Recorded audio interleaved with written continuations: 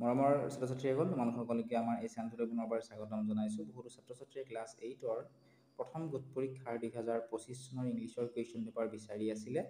এই কুৱেশ্যন পেপাৰখন তোমালোকে চাব পাৰা। ইয়াৰ পৰা তোমালোকৰ বহুকেইটা কুৱেশ্যন কমন আহিব। সময় আছিলে 2 ঘণ্টা আৰু বুট নম্বৰ আছিলে 50। 1 নম্বৰ প্ৰশ্নটো আছিলে এনেধৰণৰ, write from your memory the first 8 lines of the poem my native land. My native লেণ্ডৰ প্ৰথম 8 শাৰী তোমালোকক লিখিব দিছিল। 2 নম্বৰ দিছিল আনসাৰ দ্য ফলোইং কুৱেশ্যনছ, তলত দিয়া প্ৰশ্নকেইটাৰ উত্তৰ দিয়া। এই নম্বৰ আছিল who is the prince of পানী দিহিং, হাউ অল্ড ইজ হি। পানী দিহিঙৰ প্ৰিন্স কোন আছিলে আৰু তেওঁৰ বয়স কিমান আছিলে সুধিছে।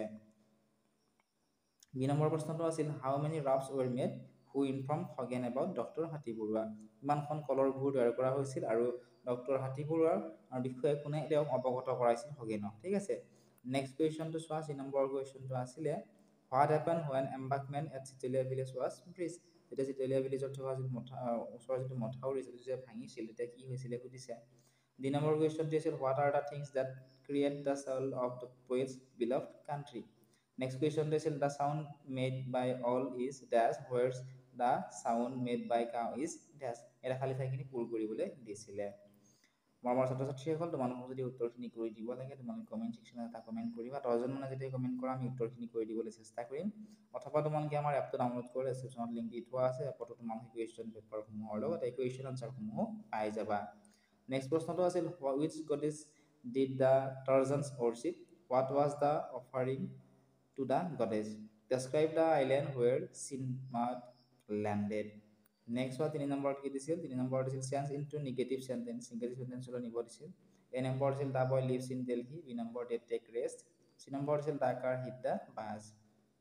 4 নম্বৰ কুৱেশ্যনটি আছিল change into interrogative sentences, A number আছিল he can do this, B number the baby cries loudly, C number আছিল Rihan wrote the answer. 5 number voice change কৰিবলৈ দিছিল I am singing a song. তাৰপিছত সি দিছিলে হি স্পিক্স দ্য ট্ৰুথ আৰু C number দিছিল they have build the house. 6 number দিছিলে insert correct preposition, the bus always arrives dash o'clock. এতিয়া কি হ'ব সুধিছে, শুদ্ধ প্ৰিপজিশ্যনটো তোমালোকক লিখিবলৈ কৈছে। তোমালোকে যদি উত্তৰসমূহ নোৱাৰা বা তোমালোকে কোনোবাই যদি উত্তৰখিনি জানিছা তেতিয়াহ'লে কমেণ্ট ছেকশ্যনত উত্তৰখিনি জনাবলৈ নাপাহৰিবা। ঠিক আছে, তোমালোকৰ কমেণ্টটো মই পিন কৰাই দিম। 7 নম্বৰ দিছিল correct the verb from the following. Next দিছিলে 8 number ask the question to get the answer. Next 9 number দিছিল ট্ৰান্সলেশ্যন, এইটো অসমীয়াত দিয়া আছে, ইংলিছত লিখিব দিছিল। ইয়াতে তোমালোকক দিছিলে 3 নম্বৰ। 10 নম্বৰ দিছিল write a letter to your friend inviting him her to your home during the Rongali Bihu holidays.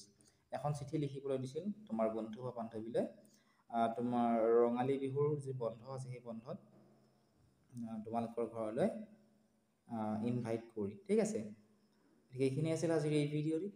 যদি তোমালোকে ভিডিঅ'টো চাই ভাল পাইছা লাইক কৰি দিয়া, লগতে তোমাৰ বন্ধু বান্ধৱীসকলৰ লগত শ্বেয়াৰ কৰি দিবলৈ নাপাহৰিবা। ইয়াৰ আগতে মই বহুকেইখন কুৱেশ্যন পেপাৰ আপলোড কৰি দিছোঁ, এই কুৱেশ্যন পেপাৰসমূহ তোমালোকে চাবা, নিশ্চয় তোমালোকৰ পৰীক্ষা ভাল হ'ব আৰু তাৰ পৰাই তোমালোকৰ কমনো আহিব। এপটো যদি ডাউনলোড কৰা নাই ডাউনলোড কৰি ল'বা, তাত তোমালোকে কুৱেশ্যন আনচাৰ PDF নোটছ সকলোবোৰ তাত তোমালোকে পাই